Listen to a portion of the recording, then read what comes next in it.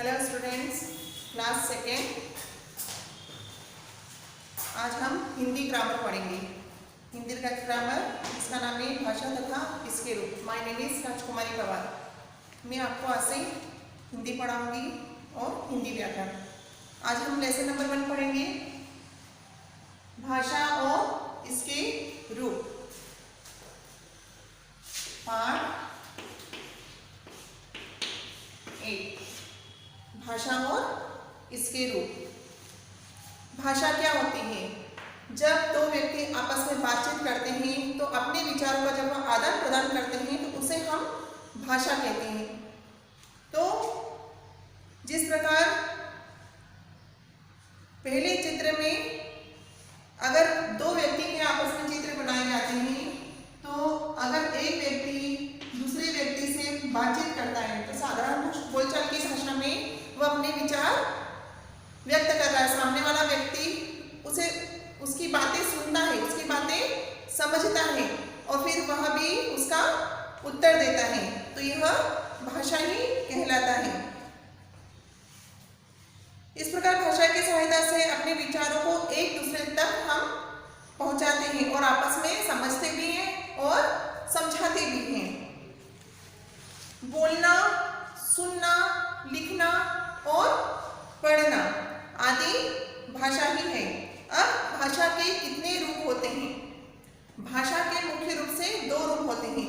एक लिखित भाषा जो हम लिखते हैं और एक मौखिक भाषा। लिखी जाने वाली भाषा को हम लिखित भाषा कहते हैं। वो जो मुंह से बोलकर बताई जाती है उसे हम मौखिक भाषा कहते हैं। अब जिस प्रकार एक बच्चा बोल रहा है तथा बाकी बच्चे उसे सुनकर समझ रहे हैं, मतलब कि एक बच्चा बोल रहा है और बाकी बच्चे उसे सुन रहे हैं, तो यह कौन सी भाषा हुई? मौखिक भाषा।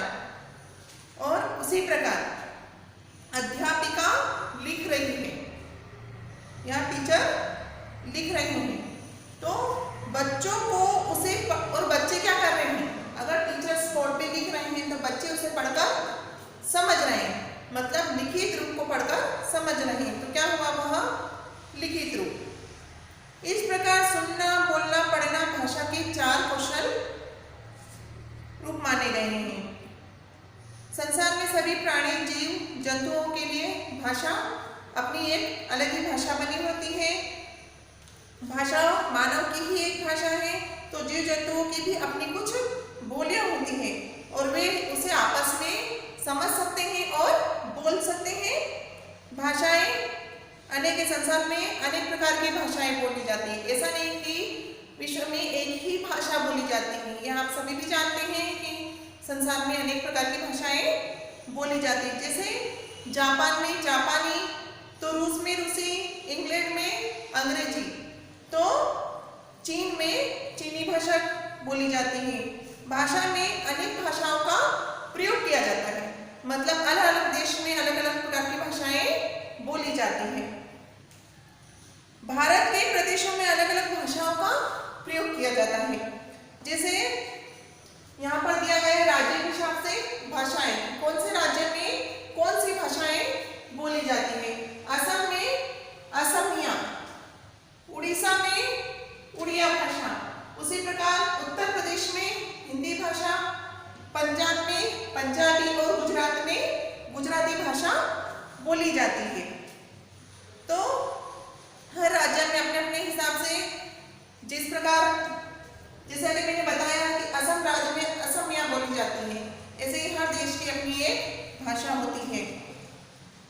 भाषा को लिखने के लिए जिन चिन्हों का प्रयोग किया जाता है, जब हम कोई भाषा लिखते हैं तो भाषा के लिए जिन चिन्हों का प्रयोग किया जाता है उसे क्या कहते हैं? लिपि कहा जाता है उसे। तो हिंदी की लिपि कौन सी हुई? हिंदी की लिपि देवनागरी लिपि हुई। तो हिंदी के अलावा नेपाली, मराठी, संस्कृत, गुजराती आदि भाषाएं भी देवनागरी भाषा कहलाती है। ऐसा नहीं है कि सिर्फ हिंदी भाषा में जो लिपि लिखी जाती है उसे ही हम देवनागरी लिपि कहेंगे। इसके अलावा भी नेपाली, मराठी, संस्कृत, गुजराती ये भी क्या है? देवनागरी लिपि में लिखी जाती है। इस प्रकार अंग्रेजी भाषा के लिए रोमन होती है। अंग्रेजी भाषा के लिए कौन सी लिपि होती है? रोमन लिपि। तो पंजाबी भाषा के लिए गुरुमुखी होती है और उर्दू भाषा के लिए फारसी में लिपि लिखी जाती है। तो इस प्रकार से आपको भाषाएं और कौन से राज्य में कौन सी भाषाएं बोली जाती है और व्यक्ति जब आपस में बातचीत करते हैं तो किस प्रकार अपने विचारों का आदान प्रदान करते हैं, यही भाषा के प्रमुख अंग माने गए हैं। तो व्याकरण, अब व्याकरण क्या होता है? जो भाषा को शुद्ध रूप प्रदान करता है। मतलब कि जब कोई भाषा बोली जाती है लेकिन वह शुद्ध रूप से नहीं बोली जाती, इसलिए व्याकरण जो रहता है भाषा को शुद्ध रूप प्रदान करता है। अब भाषा के द्वारा अपनी बात एक दूसरे तक पहुंचाते हैं। तो एक दूसरे तक पहुंचाना मतलब कि कुछ बातें रहती हैं जो बोलकर समझाई जाती हैं, कुछ बातें ऐसी होती है कि जो आप अपने विचार से आप लिखकर व्यक्त करते हैं और वह सामने वाले व्यक्ति तक मतलब कि दूसरों तक पहुंचाते हैं। तो यह भी भाषा ही कहलाती है।